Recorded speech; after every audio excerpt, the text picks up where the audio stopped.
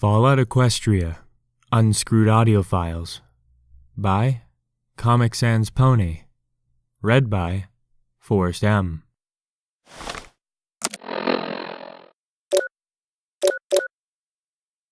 Audio Log Number 2, Screwy Revelations.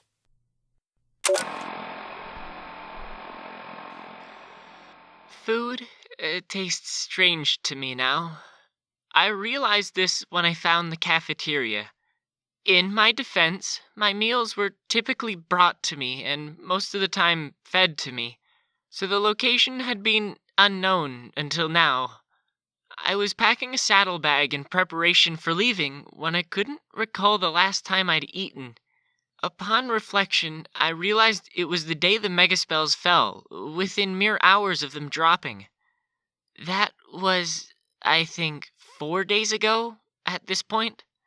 Anyway, though I managed to eat something, mashed potatoes and a fancy buck cake, it tasted downright terrible.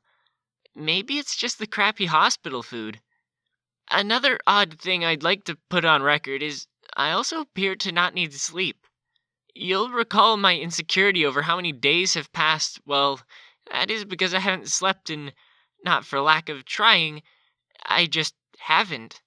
I've been trying to measure the days by looking at the clocks, but some of them tell different times than the others. Maybe they were damaged in the earthquakes following the megaspells.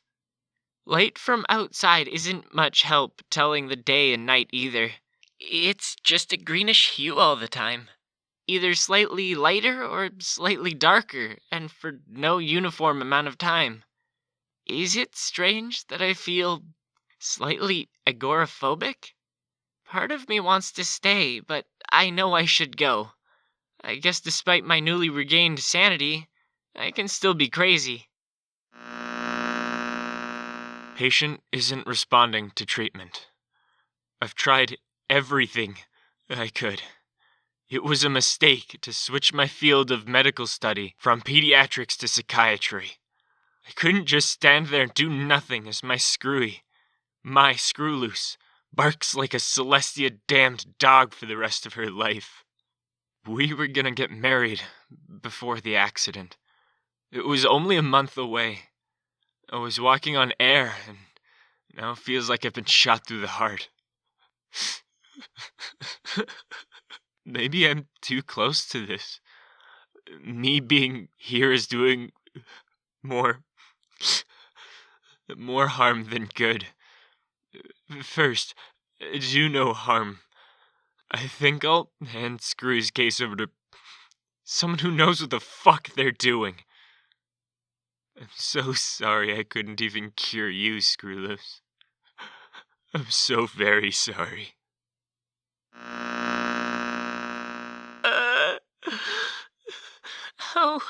How could I have forgotten about him?